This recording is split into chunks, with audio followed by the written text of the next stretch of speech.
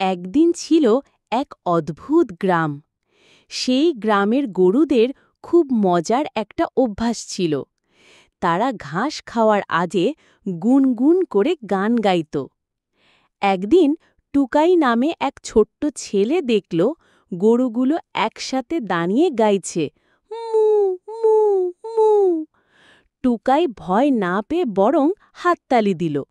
গরুরাও থেমে হেসে ফেলল, হা হা হা মু।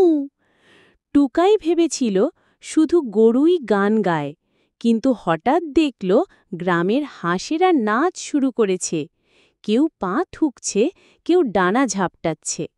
হাঁসদের নেতা কুটকুট বলল, আমরা তো গ্রামকে খুশি রাখি, তাই গাই নাজি সব একসাথে।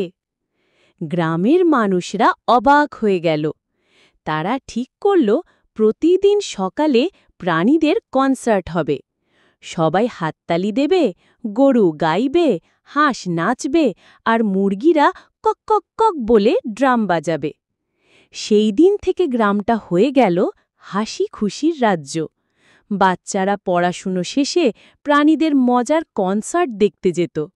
আর টুকাই বলতো, হাসি মানেই সবার জন্য গান নাচের আসর।